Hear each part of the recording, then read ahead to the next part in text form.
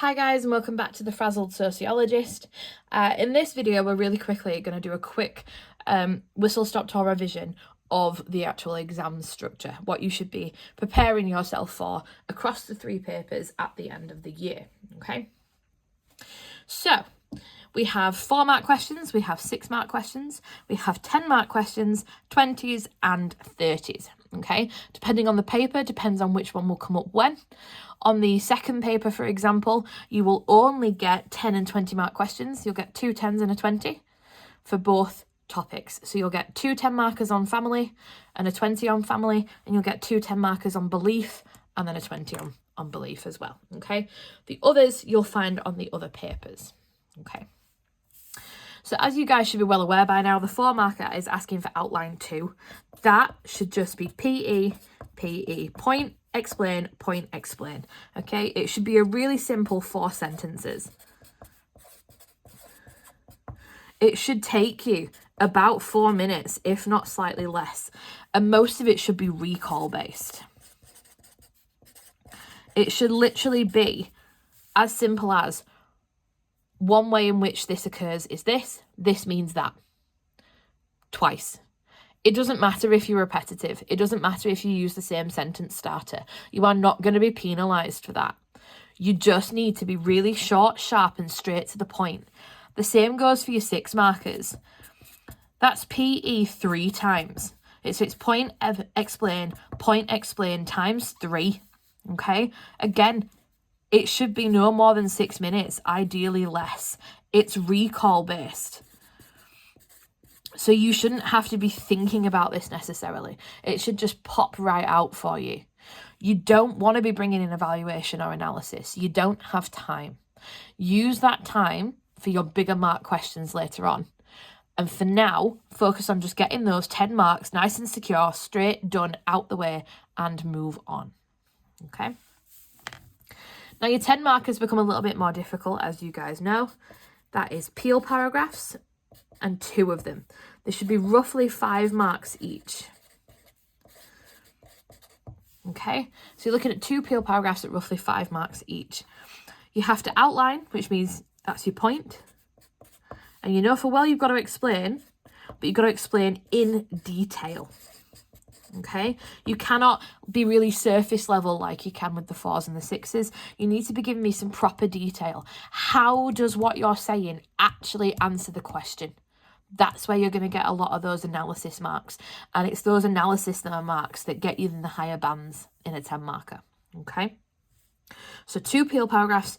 Again, don't worry about repeating your opening starting sentence. Don't worry about being repetitive. Make sure the sociology is right. Make sure your accuracy is right, okay? It doesn't matter if you're slightly repetitive. You're not going to be marked down for that. You'll be marked down for getting the sociology wrong. So focus on that. Now, in your 20s and your 30s, your writing style is more important. In order to get into the top bands, your essay needs to flow. It needs to have a structure. So I have taught you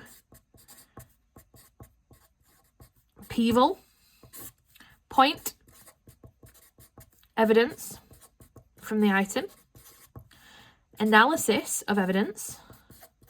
So how does what you said actually answer the question? Evaluation of your point. Okay, so what might somebody else say? What might a different perspective say? What could the direct criticism of what you've already said be? And then a link back to the question, because there's the distinct possibility you'll have gone off topic while doing your evaluation. That's okay, but you need to make sure you're linking back. Okay, so we do PEVAL. For a 20, you're looking between 3 to 4 paragraphs. For 30, you're looking between 4 to 5 paragraphs. If you are not writing 3 to 4 or 4 to 5 paragraphs, you're not writing enough for the examiner to give you the 20 to 30 marks. You might write me a beautiful paragraph with all the sociology, all the key terms, all the key people, but if you've written 1 paragraph, you cannot physically get to the 20 or 30 marks. Some of these marks come from the volume of what you write. Okay, you need to be making sure your time management, which is why it's really important, these are really quick questions, need to be making sure your time management gives you the opportunity to do that number of paragraphs. It might be that you prefer to do these questions first. That's fine in theory. If that works for you, that's entirely your choice. Now, obviously, we need to remember that Evaluate has two sides. So this eval section in your PVAL is super important. If you are not evaluating, you are not answering the question, and by definition, you score 0 marks. If you've got a really picky examiner and they turn around and decide you've not answered the question, you might genuinely end up with 0 marks, and that is not what we are after. Now, with your 20 mark for your education system, you'll know that there are strengths and limitations in terms of PET. You need to be extremely familiar with your PET. You need to know the strengths and weaknesses of practical, ethical and theoretical issues. You need to know how that actually applies to education.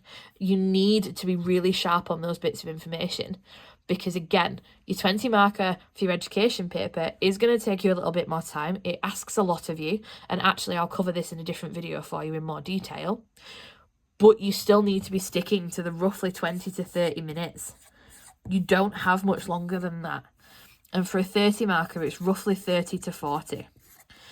I also recommend, because your 20s and your 30s come with an item, always come with an item, I suggest you spend some time actually breaking down the question. It might only be a couple of minutes.